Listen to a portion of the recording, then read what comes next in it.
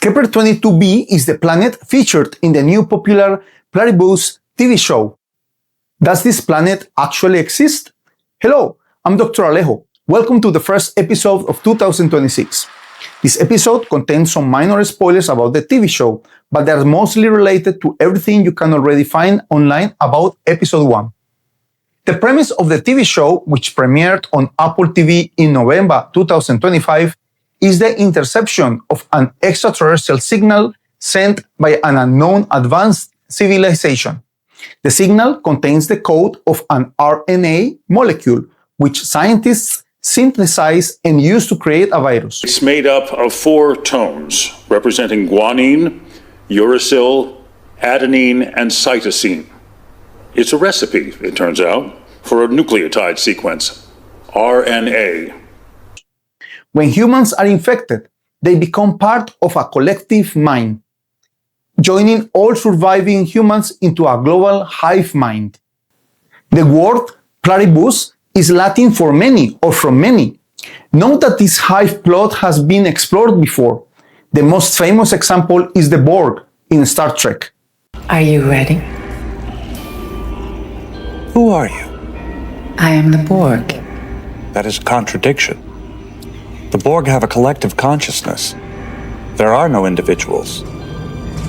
Back to Pluribus.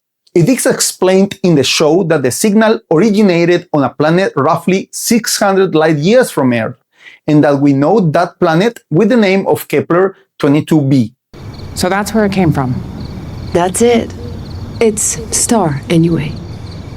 Kepler-22? Uh-huh. And the planet, which you can't see, is Kepler-22b. That's our name for it. We have no idea what they call it. This planet does actually exist with that very same name. But why was this planet selected by the writers of the show to be the source of the signal? Join me to learn about this planet and the field of exoplanets in general. I will also tell you my thoughts about how the premise of Pluribus could be one of the solutions to the Fermi paradox.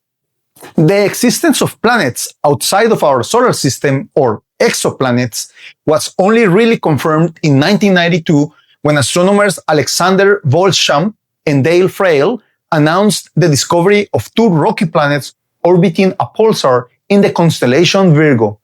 This was a shock to everyone and something that had to be confirmed really well.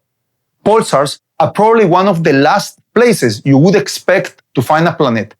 These are rapidly spinning, highly magnetized neutron stars that emit beams of electromagnetic radiation which appear in our instruments as regular pulses, similar to a lighthouse. They are the remnants of massive stars after they have gone supernova. Then, in 1995, astronomers Didier Queloz and Michael Mayor discovered a massive planet half the mass of Jupiter, orbiting the main sequence star 51 Pegasi. 51 Pegasi is a sun-like star located at 50.6 light years from Earth.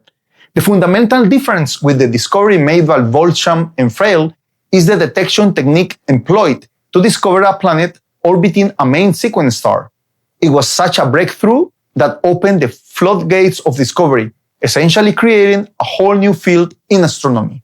Astronomers assume that, statistically speaking, every star in the universe has at least one planet orbiting around it.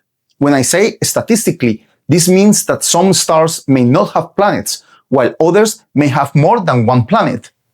Our solar system, for instance, has 8 planets. The TRAPPIST-1 system contains 7 planets. So, one more time, statistically speaking, there are the same number of planets as the number of stars in the universe. The total estimated number of stars in the universe is calculated by multiplying the estimated number of stars in a galaxy, 100 billion, by the estimated number of galaxies in the universe, also 100 billion. The result is a 1 followed by 22 zeros, or 10 sextillion. That is, there are an estimated 10 sextillion stars in the universe, and therefore 10 sextillion number of planets. So yeah, there are still a lot of planets to discover. At the moment of this recording, the 5th of January 2026, there are 6,065 confirmed exoplanets. Just to give you an idea of the pace of the discoveries in this field, the title of my book, Story of More Than 5,000 Worlds, which I invite you to check out, published in August 2024, is a reference to the milestone of the discovery of 5,000 planets. It's a good thing that I decided to use the word more in the title. Otherwise, I would have to keep changing it all the time. The majority of the planets discovered so far are large and massive planets. This is because of the main techniques astronomers use to detect them. The second most successful technique is the radial velocity technique, and also the technique that gave us the first exoplanet found orbiting a sun-like star. This technique accounts for 19% of all exoplanets discovered. This method consists of measuring the subtle wobble that star experiences due to the presence of a planet or planets around it. The larger the planet, the stronger the wobble the star experiences, and the easier for astronomers to measure it. The name of this technique comes from the variation of the measured radial velocity of the star due to the presence of a planet. This method provides astronomers with an estimation of the mass of the detected planet. But the most successful technique is the transit method. 74% of all the discovered planets have been discovered using this technique. Planets are detected using the transit method by measuring the dip in luminosity of a star when a planet passes or transits in front of it. From the duration of this transit, astronomers can measure important characteristics of the planets, such as the period of the planet, which means how long it takes the planet to complete a full orbit around its star, and the size of the planet. Again, the larger the planet, the easier it is for astronomers to measure the dip in the luminosity of the star it orbits. When the transit method is combined with the radial velocity technique, astronomers can form an idea of the type of planet they have detected. For instance, by estimating the mass and the size of a planet, astronomers can calculate the average density of the planet, which gives them some clues about its composition. For example, in our solar system, we have rocky planets like Mercury, Venus, Earth, and Mars, gas planets such as Jupiter and Saturn, and ice giants like Uranus and Neptune. The majority of planets discovered using the transit method come from two space missions: the now retired Kepler mission, launched in 2009, having more than 2,600 confirmed exoplanets, and the TESS mission, currently still in operation with more than 700 confirmed exoplanets. Kepler-22b was indeed discovered by the Kepler mission in 2011, hence its name. The planet orbits the star Kepler-22, a sun-like star a little bit smaller, less massive, cooler, and less luminous than our Sun, located at approximately 620 light years from Earth. Exoplanets are named using letters starting with B, according to the order in which they are discovered. This can become a little confusing, given that you can have planets that are farther away from the main star with lower letters. For example, the planet Gliese 876d, discovered in 2005, orbits closer to its parent star than the planet Gliese 876b, which was discovered in 1998. I find this confusing, as you would expect the planet B to be closer to its home star than the planet D. Or maybe it's just me. Anyways, Kepler-22b is then the first planet found orbiting the star Kepler-22.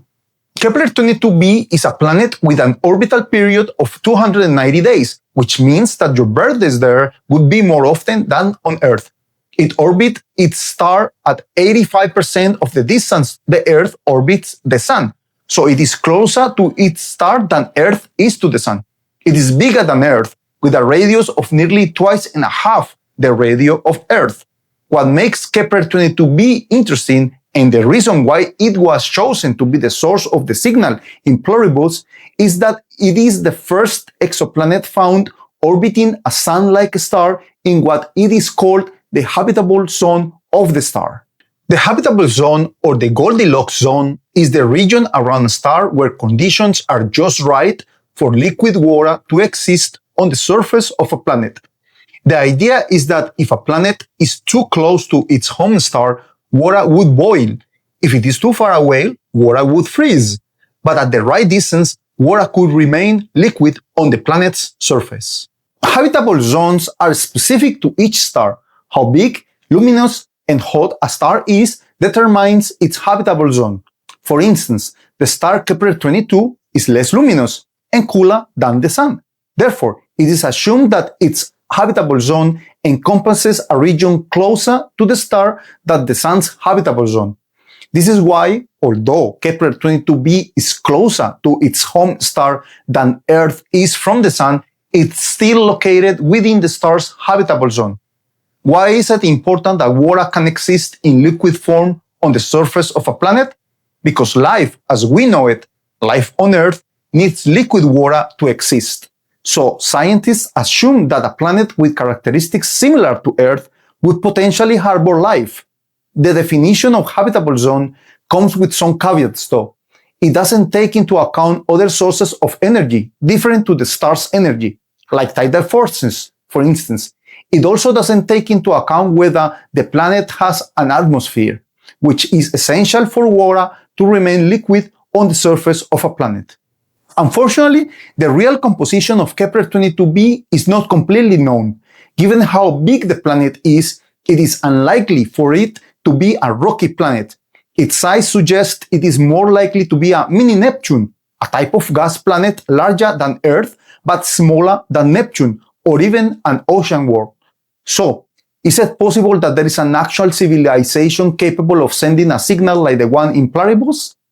Given the possible composition of the planet, potentially being a gas planet or an ocean world, it is quite unlikely that any human-like intelligent society has been able to develop the technology to transmit a signal to space.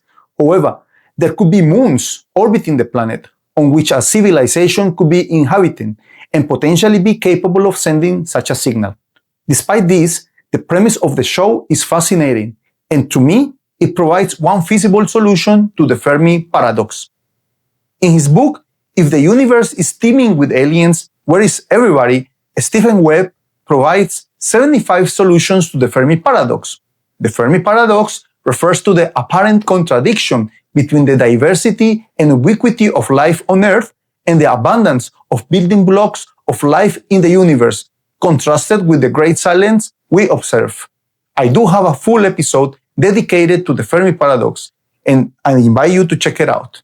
Solution 19 in Webb's book reads that the reason why we don't hear from anyone is that some civilizations may decide to stay at home. Webb's argument is that some civilizations may decide not to explore the universe and are quite happy staying in the safety of their home planet. Well, societies that encounter the Pluribus signal may want to do exactly that after they have been infected. In the TV show, humans become as happy as they could be. They also avoid running into any unnecessary risks as they avoid death at any cost. I would argue that a society like this would potentially stop any attempts to explore the universe or even make any technological progress beyond their home planet. Perhaps the Pluribus signal is the last signal they are able to receive. The signal doesn't have to be amplified or retransmitted, as the original signal could infect other societies. However, the infected civilizations may decide to retransmit the signal as far as they can reach in order to share the gift they received from the people from Kepler-22b. A civilization like that could just thrive at home, making the happiness of their individuals their main priority and completely relegating space exploration or communications outside their world, with the exception of the retransmission of the original signal. So, there you go. I'm completely fascinated by the plot of this TV show. It includes astronomy facts, heaps of SETI-related topics such as technosignatures, the Fermi paradox, the Great Silence. I can't wait for the second season to come out. I'm also certain this won't be the last episode I devote to analyze certain aspects of this TV show. If you enjoyed this content, don't forget to like, subscribe, and press the bell icon so you don't miss future uploads. Before going, I will leave you with one reflection about this TV show. Normally, SETI has been seen as the safe way to try to search for aliens. contrary to the dangers associated with METI, or messaging extraterrestrial civilizations. You can check my video on METI, where we explore the potential dangers and controversy surrounding this topic. But in this case, it is a signal we receive instead of one we transmit, which could potentially end with human civilization. Food for thought. That's it for now, and remember, the truth is out there.